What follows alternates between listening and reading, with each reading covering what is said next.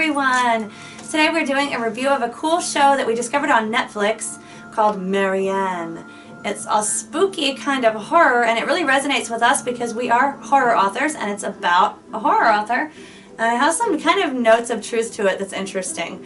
It was a show that was done in France first, and I guess we didn't even redo it, we just talked over it or whatever was it called? Dubbed, yeah. Dubbed, yeah. The thing where you can understand it in English without the writing. So you guys, we are Morticia Gomez and our roommate Slappy. Generally a spooky channel. We have all kinds of spooky things that we do all the time, so it's different every day. Check us out, subscribe, hang out with us. Don't leave us lonely and bored because then scary things happen. Ah! So we're gonna do this review, right? And we're getting ready to do it, and I have all these Marianne songs going in my head. I'm going to link them, like, in the description, but I'm thinking of 3 songs, Marianne. Gomez thought of the Boston one. See my Marianne walking away. Like 70s, right? Yeah. He's got an ear. He's like, I know when that came out. I can hear it. And then there's one that nobody probably knows by Jody Bon Jovi, cousin of John Bon Jovi. God, I know this. And, like, she's got a really good CD out, and I found it at a flea market and went, who are you? And it's really good. But there's a song called Marianne on her CD, and it's like, Marianne, don't give your love away. It's awesome, okay? And then there's the Frankie Valli song, Marianne. Is it Frankie Valli in the 4th season? Is it just Frankie Valli with that song? I don't know. But it's like, he cheats on her, and he's begging her to forgive him. Come on, Marianne. It's like all rocked out. It's pretty cool. I don't think he even goes up high in that one. So I'm going to put those in the description below. That has nothing to do with this cool spooky show, except they were all in my head, and now hopefully they will be in yours after you look at them in our description after we're done talking about this show. If you've seen it yet, did it creep you out? What did you think? I thought it was kind of weird, but like, then I discovered it was French, and I'm like, oh, okay. Cool. Right? Much of the occult tradition comes from France, really, when you think about it. Some of the Pinhead universe takes place there. They're the ones that wrote the Infernal Dictionary, after all, before the English. So you're saying the French are evil? The French are heavily involved with the occult. I like it! Some of them could be. And it's not even the Germans, because people try to do that with, like, the World War II stuff, right? Like Hitler getting into the occult, but I guess the French had it down first, right? Like. Yeah, the French had it for a while. They were the ones who discovered all Egyptian mythology first and started working, and they did it even before the English, like the Book of the Dead, Budge Wallace that everybody knows. Peter Flandre was there first, and he was a French, so. But he wasn't even, it's just in Victorian times, but before that they were all into medieval grimoires. Yummy, delightful. Good and stuff. their nuns were possessed by demons. That's hot. I like the French. I like the old French. The new ones are like frou-frou, but I like the old ones. Yes. So yeah, like, you guys, where's Gomez from if you don't know? Where is that accent from? It's not French, it's not German. What is it? It's so beautiful. Okay, so, that show is pretty cool. Like, the heroine is an author, and she writes about this chick named Marianne because she had dreams about her in high school, and then we're not going to ruin it, but it ends up kind of like, it's like you're writing about something that's real. And that's kind of the premise of our Dracula series that we're working on, that's Dracula, Frankenstein, and Jekyll and Hyde, and it's like the authors had dreams and they're writing about people who are real. So it's like, that really resonated with what we're doing. It's like, yes, yes. Yeah. And it was spooky, and the girl who's doing the voice of the heroine, who is the author, reminds me of Robin from How I Met Your Mother, which is not my favorite show, but we couldn't find who's doing it anywhere. We couldn't find any information, which goes right along with our spooky channel, because we try to research stuff before we review it so we can tell you cool facts, and we couldn't find who was doing it. So I don't know if Robin is doing the voice for Marianne and our American voiceovers are not, but there is a possible support for that in the fact that she doesn't only act, but she does also voicing for some other shows. Just Marianne is not listed in her filmography so far. that would be cool though. I was like, she sounds like Robin. Morticia is usually right. I don't know, you're good. Gomez can watch people, like, he can see a famous actor when they were like a kid somewhere, and they go, oh, that's so-and-so when he was a kid, and everybody's like, how did you know that? Like, they don't even look the same anymore, and he's just that good. And being legally blind, it's like super cool, because we're both like totally legally blind as hell. So like, yeah, totally. Really shouldn't drive, don't drive totally. And he's good. He's like, he got that little radar eye that spots cool stuff. Don't breathe around me, I will hear you. Yes. And I'll be Jenna from, what's it, Pretty Little Liars. Yes, you're so adorable. Aww.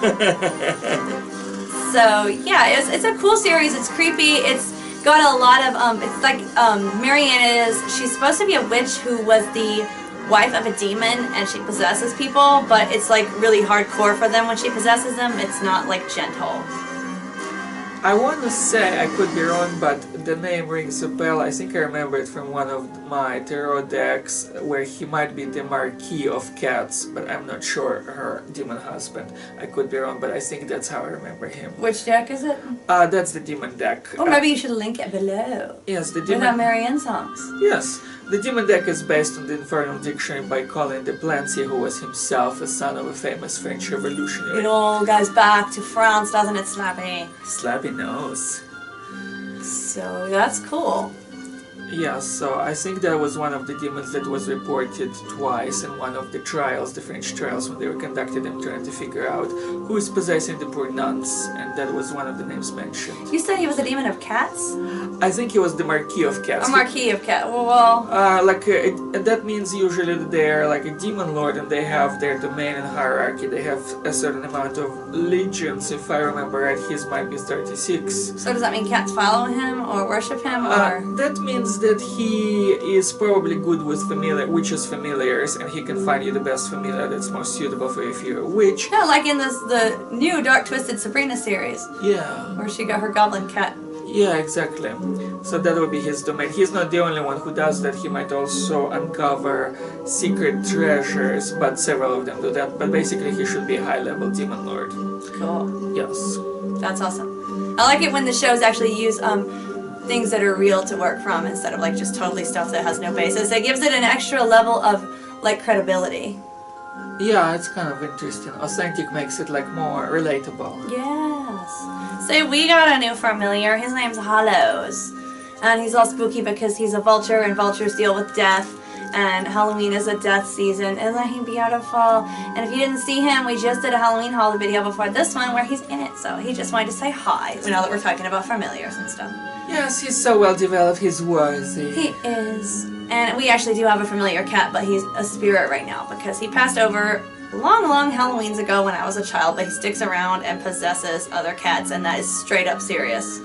Like, because you can tell when he's in it, he loves us and he's cool because he's my cat, and we'll give him milk, and then like when he has to leave the cat body, I guess he can only hold on for a certain amount of time, like the cat freaks out, and it's like, what in the actual crap is going on? And it like runs away from us and freaks out. Like, it's interesting. It's like, okay, now you can tell when he's gone because the cat's like all disrupted and not happy. So that was just a little bit of, we have like true paranormal stuff on our channel too, so I just had to think about that when I thought of familiars. He's so beautiful. By the way, he's like black, so adorable, so appropriate for Halloween. He is. He stays around all year. He was in the cat this morning. We could tell. It's like, is he in the cat or not in the cat? Let's see how it's acting. Like, and cats are moody, but like you can tell when he switches in like 2 seconds. It's interesting. Kind of makes you a believer and stuff. It does. But the series, I think it had a lot of credible points in it, which made it extra creepy, including the possessions and stuff like that. And it was about dreams and the things that the witch can do when she is not given what she wants. She wants the girl to keep writing. And these aren't spoilers, really. They're things you're going to see early on. But she wants her to keep writing, and the girl wants to write new things. Kind of like when JKR was writing the Potter series, and then she stopped and decided to do some weird murder series that had no magic and nobody cared. So that's what this girl wants to do, and Marianne, who is the evil witch star of her book series, is like, oh no, I don't think we're gonna do that. We want some more of me. So she is giving her dreams and making things happen in her life that are really freaky and scary if she doesn't do it, and this is like for real. So then she is kind of reminded that this is a real thing that she's dealing with. And so she has to start writing some more. And we've seen the whole of season 1, and I'm looking forward to season 2. Yeah, it was such a smooth sailing, like we didn't have to like wander with our minds or anything, we could stay focused, and it's pretty good for Netflix original. Not all of them can be that riveting. Yeah. Yeah, we have a lot to do, we're busy, we do so many things, and we don't have time just to sit and binge watch a lot. And when it's a fast-paced thing that keeps like keeping us captivated and we can watch it, that's a big deal for us. Because enough times like we still like it, but you know, we got stuff to do, we're gonna, you know, pause this for now, watch it some more later. And it doesn't have to be boring, but you know, our minds have focused on other things, and then like so when we're actually focused on it the whole way, that's really cool. Yes. Good point, Gomez. Thank you. And also I liked that it didn't go into all those cheap special effects that started coming up, I think like in the 2000 basically horror movies, where they seemed sometimes to substitute effects for plot to me. And this Oh my one, god, yes. like The Grudge and stuff like No that. good story, but lots of weird stuff on the screen. Something pops out just like cheap effects where it shocks you, but it doesn't really shock you on a deep level the way a horror should. This one is very psychological. It also has very special effects, but they come at the right place, they're well developed, there is a setting for them to show up and have the exact right effect. They're not random or pointless or just to say, hey, we can do CGI also. Make you jump out of your skin but not really have anything cool happen. Yeah. So this one is very good. It explores several psychological themes the way good horror does, like for example responsibility, can you escape what you started, can you not, like very interesting themes there. So Again, makes it more real. yeah. And resonates with us, like, oh wow. But our characters are nice. That's all good. Yes. Just sometimes bad things happen to them, but that's not Yeah. their fault. And they reflectively happen to us sometimes at the same time, but they're nice, we're nice, everybody loves Freddy Krueger and Dracula, especially us. Yes. They're nice to us. I don't know about other people. I don't care what they do to anybody else. They're good with us. Yes, Slappy. Yeah. This lady, our local poetry group comes up and she's kind of got an attitude and she's being kind of mean to Slappy. She goes, oh, he's really expensive. I bet you're not going to let me hold him. And I was like, yeah, he's not really into being held, especially I'm in my head by you, who's acting weird and not really friendly. And she goes, well, that's cool. He's creepy. I don't like creepy things. I didn't want to hold him anyway. And I'm saying, so he was going to let you why? To myself. And I'm just like, yeah. And then she said something else. I don't know what it was. I didn't think it was nice. I was like, look out, because he will do something to you. Like, just stop talking. Like, stop. He'll get you in your dreams or something. And like, yeah, he made poor David's skeleton fall apart, the producer of our local TV show, because he accidentally forgot Slappy and introduced the skeleton, and Slappy has made him fall apart ever since. And I never touched it. Gomez never touched it. Don't mess with Snapstack. But there is only his lesson now. He always introduces Slappy before Charlie. Yeah, and sometimes before us. Slappy's like, I got a movie, yo. Look, we just got another movie, yo.